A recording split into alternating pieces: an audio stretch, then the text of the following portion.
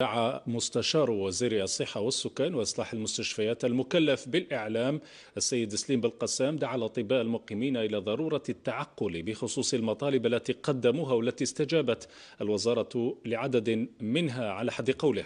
بالقسام أكد أنه من حق الطبيب المقيم عدم قبول العمل في ولاية لا تقدم كل الظروف اللازمة، كاشفا عن مرسوم تنفيذي على طاولة الحكومة يسمح للأطباء المقيمين بمزاولة عمل إضافي في ولايات الهضاب العليا والجنوب. التأسف هو رد وزارة الصحة على الأحداث الأخيرة التي عرفتها احتجاجات الأطباء المقيمين بعد الصدامات مع قوات الأمن، أين أخذت منعرجا خطيرا دفع بهيئة الوزير حزبلاوي بفتح قنوات حوار مع المضربين للتكفل بمطالبهم، داعية الأطباء للتعقل ووضع مصلحة المريض فوق كل اعتبار. احنا نقول له شيء مؤسف لأننا نظن ونقول أن أبواب الحوار لم تغلق على مستوى الوزارة، من جهة أن الحوار هو الحضاري، السلوك الحضاري، بعيدا عن التجاوزات، بعيدا عن كل الانزلاقات وعلى كل خطر انفلات. الحوار هو اللي قادر يخلينا نمشيو مع بعض ونمشيو للقدام. الواحد ما يقدرش يتهرب من المسؤولية تاعو كإدارة، ولكن الطبيب كذلك ما يتهربش من المسؤولية تاعو. يلزم نتفهموا الحاجيات تاع المواطن. الدولة ملزمة بتوفير هذه الخدمات.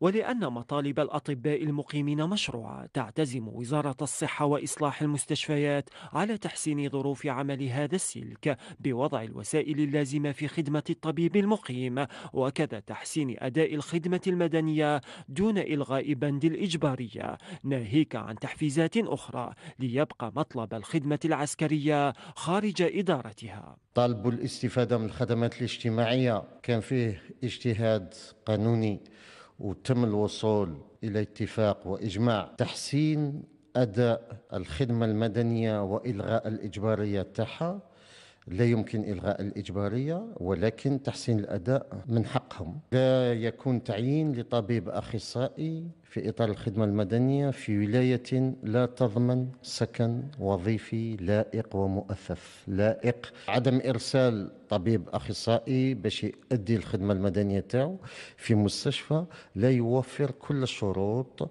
كل الموارد البشرية والمادية. الإعفاء من الخدمة الوطنية، السيد الوزير قال لهم ما تدخلش في إطار الصلاحيات تاع وزارة الصحة. مرسوم تنفيذي على طاولة الحكومة يسمح بموجبه للطبيب المختص في إطار الخدمة المدنية بمزاولة نشاط خارج الوظيفة العمومية دون قيود في ولايات الهضاب والجنوب. وجود مرسوم تنفيذي طور التحضير على مستوى الحكومة لتمكين الطبيب الأخصائي الذي يؤدي الخدمة المدنية، تمكينه من الاستفادة من نشاط مربح خارج الوظيفة العمومية، دونك عنده الخلاص تاعو، ويزيد يقوم بنشاط مربح في القطاع الخاص دون شرط الأقدمية، عكس ما هو الحال في شمال الوطن وين يلزم 5 سنين أقدمية.